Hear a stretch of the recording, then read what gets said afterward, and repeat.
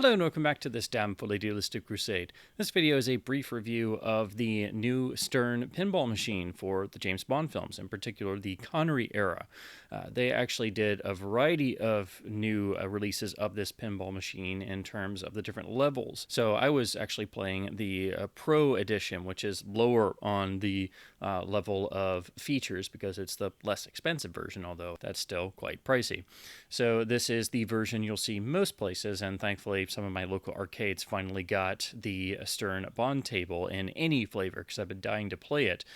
The more advanced versions have different cabinet artwork. The standard version I was playing has the Dr. No artwork using the yellow poster primarily, the original quad on the sides, and then a new mock-up for the main art.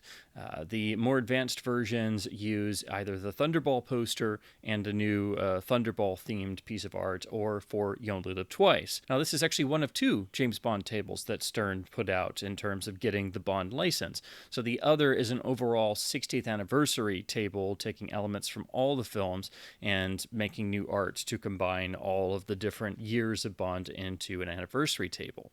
Now I've only gotten to play that one once because that is much less available. It's much more of a limited edition and much more expensive. So most arcades haven't gotten one. And to be honest, my brief playtime with the 60th anniversary table, it honestly just seems a lot more simplified than the Connery era table. There's much less ramps and things to do, and again, my playtime was limited on that. I only got to play it twice, so I've not really had the time to get used to how that feels. But it felt very simple compared to the Connery table, which has all of these ramps and multi-ball activators in terms of physical pieces inside, and it's a much more convoluted layout and more video clips that can be generated and things. So it's kind of weird that the overall limited anniversary table has less bells and whistles on it, basically, is what I'm trying to say.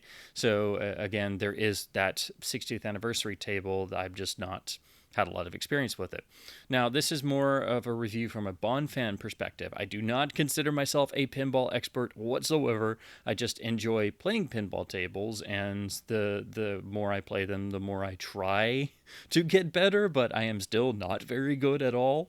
So it helps having a local arcade that has machines set on free play, and you just pay a fee at the door, and that way you could just play a table over and over till you actually get maybe a halfway decent score, and that's the only way I've ever gotten any better at particular tables. This is also a big thing for Bond fans because technically this is really only the third pinball experience we've had for 007, because before this point, the only officially licensed tables that we had, or at least tables that existed, we had the 1980 Gottlieb pinball machine, which was somewhat inspired by the Roger Moore era and had some of Moore's likeness, though that's kind of debatable. And to be honest, I only played that table once. It's not very common and didn't seem very good. There wasn't much to write home about other than it was a vintage Gottlieb table, and it didn't really take full advantage of the Bond property and as far as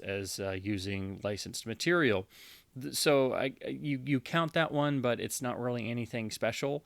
And then you have to go all the way to 1995 when Sega did a GoldenEye table, and that has become a table you don't see all the time. I've only gotten to play that once, and that was back when I was a kid, so all I can do is look at YouTube videos of the Sega GoldenEye machine.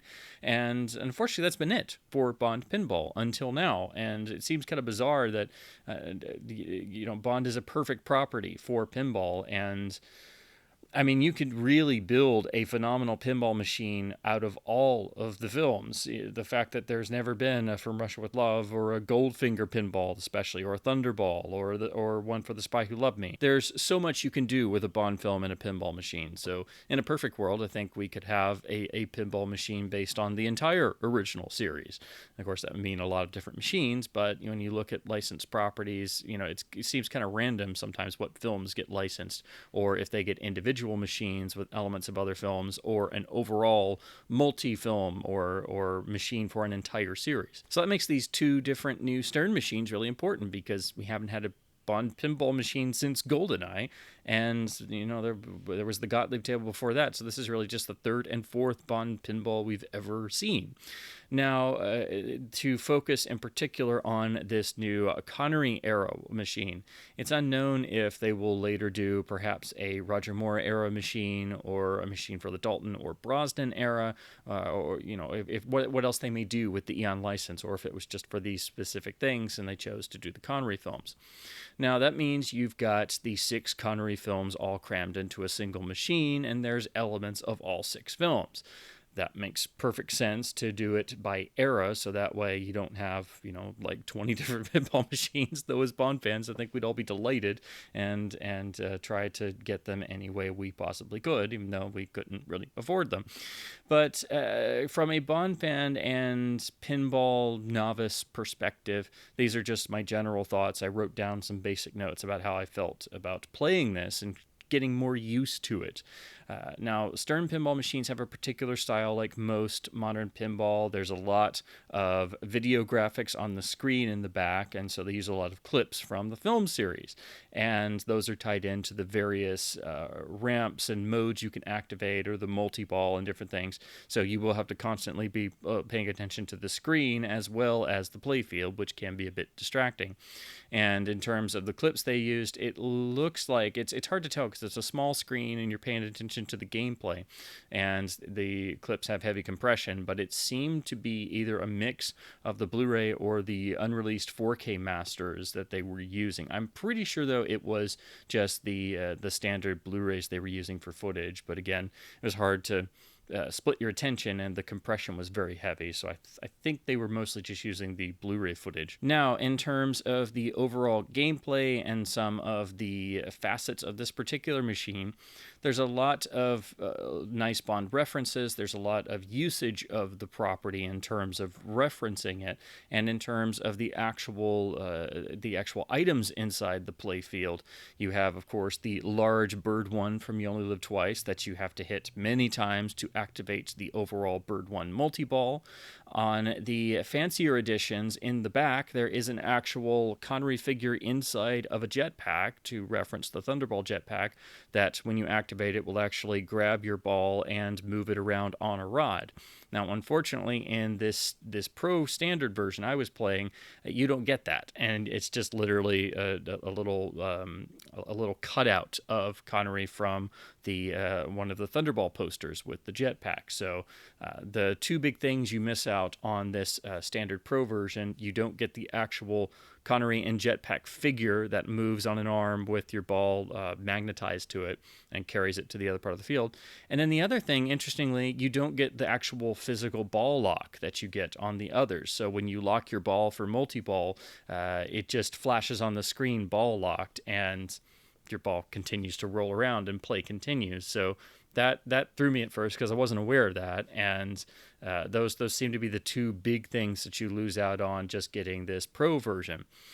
Now, in terms of other little fun things, the most fun is probably going to be when you get your ball trapped on the right side. The way it actually pops back out, there's a little miniature DB5 in there, and it actually spits your ball out of the roof, so it actually has the ejector seat for your ball, which is admittedly very, very amusing, and it never quite gets old, but it's also going to happen a lot, so I can imagine that piece maybe getting damaged over time or getting worn out, but be prepared. You're going to see that ball get the ejector seat out of the little toy DB5 in there a lot in terms of gameplay. Now, in terms of the actual rest of the gameplay and the feel of it, my overall impressions are that it does at times get a decent flow of gameplay, but it is frequently interrupted by the clips that get set off, and also the actual flow of the gameplay seems to start and stop very frequently. All the ramp entries are actually on the center right of the board, and they're actually very difficult to hit. You either bounce around them or you don't have enough momentum to actually get up on the ramp, and the two different ramp clusters in terms of the entries are actually built onto each other. So unfortunately, you'll spend a lot of time, or at least I did, trying to actually get on the actual ramp entries and not really getting anywhere. You've also got a third flipper on the upper left side, which is apparently designed to try and go into the left side ramp cluster on the right. But that's very difficult to time and hit. It's very difficult to time and hit any of the ramps from any of the flippers. And that upper left third flipper does at least keep gameplay going, but it just feels a little bit awkward, and sometimes you even forget it's there. There's also, in terms of something that really interrupts the gameplay, there are several ball catches that do set off little video clips. The main ones are on the left and right towards the bottom. The right is for the Q branch section, and you have to hit that several times and then activate Q branch from there, so you have to go in there multiple times. But then there's also one on the left that's a bit more open, and that's where your ball is mostly going to go all the time. That's how you build the Thunderball section, and it will eventually get you towards the jetpack, and then you have to activate that gadget in the Q-Brent section on the right. However, because your ball goes in that left side pocket frequently, you're going to see the same darn clip over and over and over again, and it stops the gameplay, and then you got to get back into it. And then usually a few seconds later, your ball goes right back in that same pocket. And while you're supposed to hit it, I think 4 times in order to activate that mode, you're going to wind up going in there more than that. So there are unfortunately several elements that keep getting reactivated over and over and over again, and you see these same darn clips, and it stops the gameplay cold, and then you got to get back into it. Now, in terms of the multipliers and other modes, they're tied to either the Bond girls or the villains. And unfortunately, other than just being multipliers and things you activate or special mini modes with the character faces on them, they don't really do anything. All the villain modes seem kind of superfluous, and the Bond girls are even more so because they're basically just multipliers. And you can see the little circles with their faces on the game board, and they flash on the screen for a second, but you're just playing along, and it could just say multiplayer instead. These also play along with more clips from the films, and those don't really do anything. So as a Bond fan, it's nice. It's also kind of distracting because all of a sudden you're like, oh, I've got Honey Rider, wait, what? What does that even mean? Or the Professor Dent mode, what does that even mean?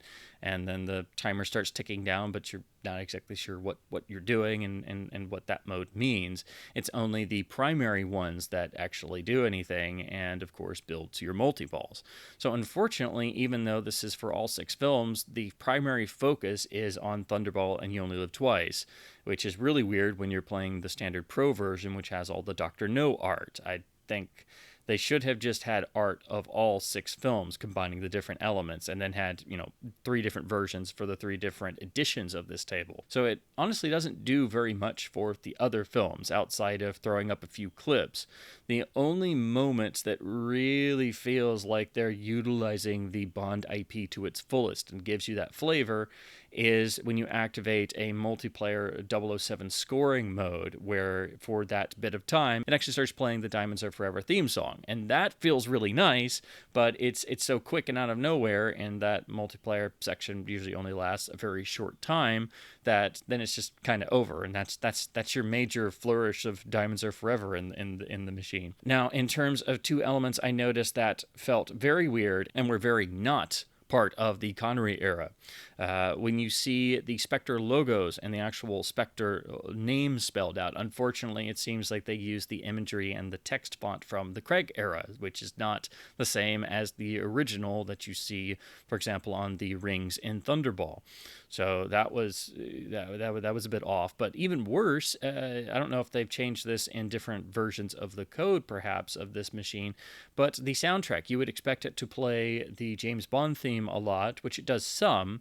But honestly, for most of the standard gameplay, when your ball's rolling around, it just goes into cues from Tomorrow Never Dies. So it plays White Knight and even a little bit of Company Car from David Arnold's Tomorrow Never Dies soundtrack, which, of course, is not from the Connery era. So you have some of the greatest scores ever composed for films in the Connery era, and they didn't use any of it outside of a little flash of some of the title songs. And then it just goes back into David Arnold Tomorrow Never Dies cues. And it's the the same one primarily over and over. It's mostly you just hear bits of White Knight over and over and over again, and that was just really bizarre. I would have expected some Thunderball cues, some and cues from the John Barry scores or from Monty Norman's Dr. No score, something, anything, more of the title songs. Nope, you don't get that. You get the same clips of David Arnold's Tomorrow Never Dies music. So that was a major moment for any Bond fan, because it's going to feel really weird. That would make sense on the 60th anniversary table with elements of all the films, but not a Connery era specific table. So the Tomorrow Never Dies music and the Spectre logos from the Craig era are the two big major things that Bond fans are going to notice and say, hey, this isn't right, guys. It's like this is supposed to be a Connery era table, and those are two very notable things. The music most of all, and to combine that with the fact that you're not really getting much of anything for the other films. It really does limit the appeal for Bond fans, since we've waited so long for a pure Bond experience in the pinball world. Now, to talk a little bit more about the gameplay, it is very difficult to get the multi-balls going. I did manage to finally get the jetpack multi-ball, but I never did get the Bird 1 full multi-ball, and it takes a lot of work to get that. And it's also the actual Bird 1 prop is quite large, so your ball's going to constantly get stuck up in and around there, and it does interrupt the flow of gameplay, just like all the ball catches that set up all the video clips and things. It's also got something I noticed. There's a bumper dead center in the upper playfield section that usually if you hit it, it's pretty much an immediate ball drain, which is a bit unfortunate and kind of annoying simply due to the placement. You can save it sometimes, but because it's placed like dead center up on the top, it usually just knocks your ball straight down and you can't hit it with your flippers. As I've said, it's very difficult to hit either of the main ramps, and it's very difficult to hit the upper left ramp that curves back around and goes to the jetpack area. I managed to get that a few times along with the main left ramp a few times, but that seemed more like luck than anything. So this is definitely a table that if you're more of a novice like me, it will be a bit frustrating, and you're more coming to it for the usage of the Bond license anyway. But if you're more advanced at pinball, you'll be able to pull off some of the stuff that I couldn't. The highest score I was able to get was about 28 million, if I remember correctly. So not super high, but at least after 10 to 15 plays, I was able to at least get a somewhat decent score and get one of the smaller multi-balls going. So I wish I had been able to get a better score and activate the full Bird 1 multi-ball, but I think some of the design definitely keeps you from getting to that and is very frustrating unless you're very much a more advanced player. And there are plenty of reviews of this machine on Pinside, and even higher end or expert players express some frustration with the design. So I did look at those, and it is not just me. I thought maybe it's just because I'm not that good at pinball, but no, there is some discussion about the design. So overall, I think it's a bit of a mixed experience. It's at least something that's a good usage of the Bond license. It's really the first, I would argue, it is the first good usage of the Bond license, and thus the first good James Bond product from any licensor in a good number of years, if not decades, because we as Bond fans have to deal with the usual luxury-priced crap that the official 007 store turns out. So even though the less expensive versions of this go for $6,000, it at least makes sense because you're getting a whole pinball machine, and it at least tries to utilize the Bond license. And somebody did make some interesting design choices, and it has a lot of a fun factor, unlike everything that's usually officially produced or licensed by the 007 store or Eon. It is also the first James Bond pinball table we've had since GoldenEye in 1995, and there's also the tie-in 60th anniversary version.